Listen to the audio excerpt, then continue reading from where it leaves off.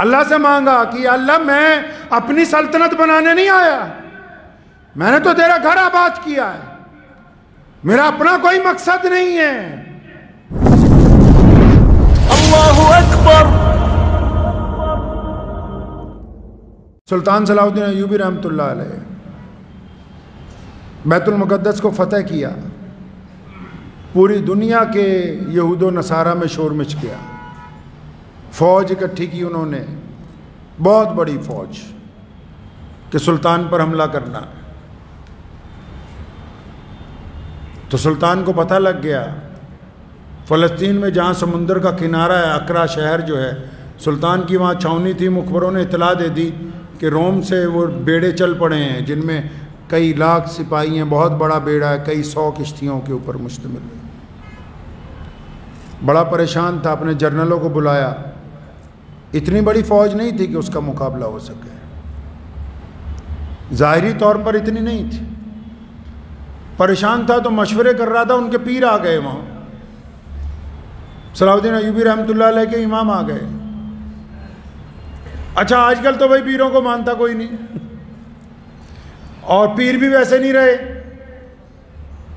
अच्छा, पहले लोग पीरों के पास क्या करने जाते थे जी? पहले पीरों के पास क्या करने जाते थे, अब पीरों के पास हम क्या करने जाते हैं?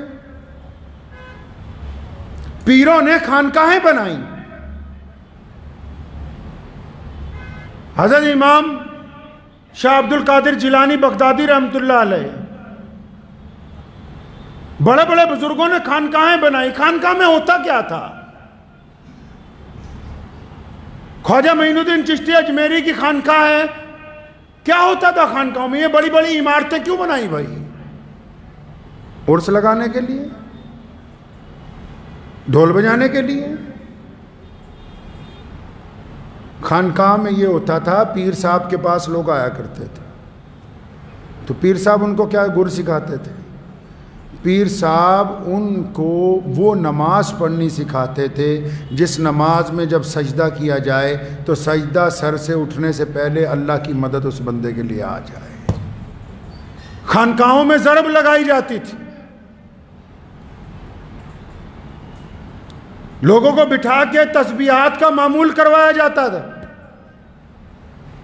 पढ़ो तारीख उठा के तमाम अइम्मा की, तमाम बड़े बड़े जितने, चाहे वो इमाम मुजद्दिद अल-फसानी रहमतुल्लाह अलैह हों, चाहे वो मौलाना साबिर कलियरी रहमतुल्लाह अलैह हों, चाहे ख्वाजा मोइनुद्दीन चिश्ती रहमतुल्लाह अलैह हों, चाहे 11वीं वाले पीर हज़रत शाह अब्दुल कादिर मुजद्दिदी रहमतुल्लाह अलैह हों, जितने बड़े बुजुर्ग अकाबरीन गुजरे हैं, उनकी खानकाहों में नमाज का एहतमाम, उनकी खानकाहों में तहज्जुद का एहतमाम, उनकी खानकाहों में जिक्र का एहतमाम, उनकी खानकाहों में दुआओं का एहतमाम। क्यों? ताकि जो लोग आए हैं रहने के लिए पीर साहब के पास, जब वो घर को लौट के जाएं, उनका दिल बदल जाए, उनकी नीयतें बदल जाएं, उनका किरदार अच्छा हो जाए, इसलिए खानके बनाए थे।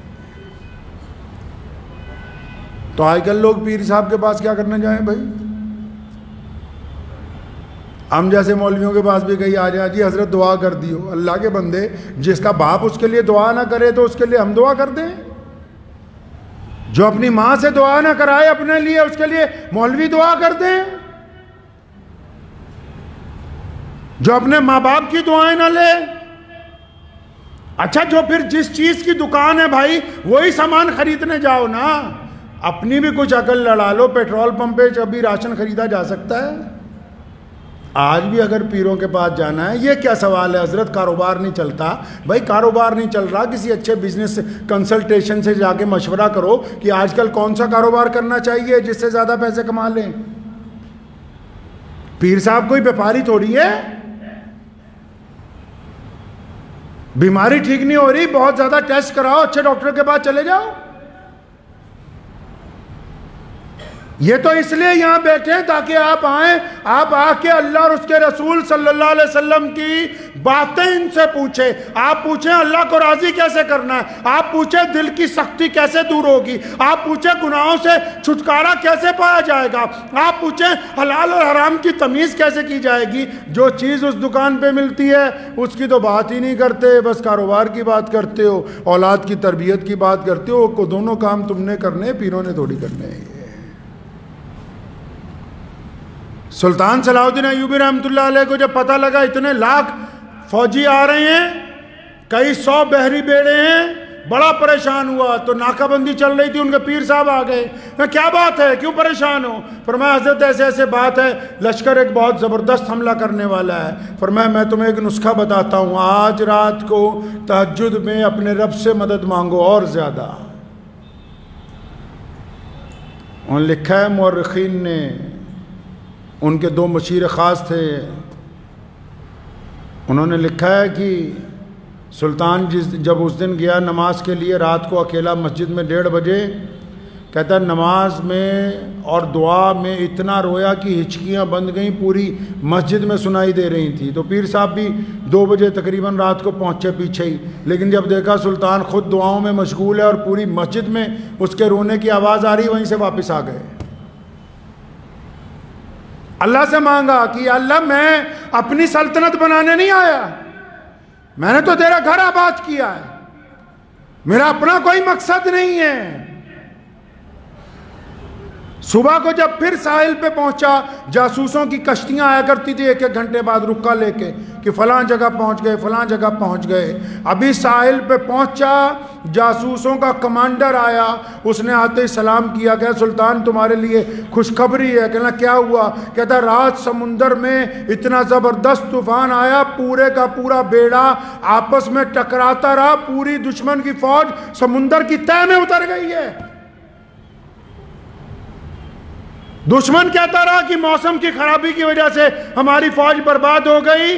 पीर साहब ने कहा कि सुल्तान अय्यूबी के आंसुओं ने दुश्मन को समुंदर में गर्क कर दिया है। नमाज में नमाज की नीयत का दुरुस्त होना ज़रूरी है। नबी अलैहि सलाम मस्जिद नबी में बैठे, एक सहाबी आए, नमाज पढ़ी, आए आप सल्लल्लाहु अलैहि वसल्लम के बाद फरमाया दोबारा नमाज पढ़ो। बाकी साहबा ने पूछा या रसूलल्लाह क्या बात, नमाज में भी चोरी हो सकती है? फरमाया हाँ, नमाज का चोर बदतरीन चोर है, बदतरीन चोर है। नबी अलैहि सलाम ने मुक्तदियों की अलग तालीम की, इमामों की अलग। एक शख्स ने आके कहा या रसूलल्लाह हमारी मस्जिद के इमाम ने इतनी लंबी नमाज पढ़ाई, मैं परेशान हो गया, इमाम को बुलाया और डांटा। फरमाया तुम्हें किसने कहा इतनी लंबी नमाज पढ़ाओ? ज़्यादा लंबी पढ़ाने का शौक है, अकेले पढ़ो। तुम्हें ये पता होना चाहिए कि पीछे बच्चे भी हैं, बूढ़े भी हैं। और जल्दी जल्दी ठुंगियाँ मारने वालों को कहा ये चोर हैं। मुझे उम्मीद है कि आपको ये वीडियो पसंद आई होगी। अगर पसंद आई हो तो ये आप अपने दोस्तों के साथ शेयर करें और इस चैनल को सब्सक्राइब ज़रूर करें।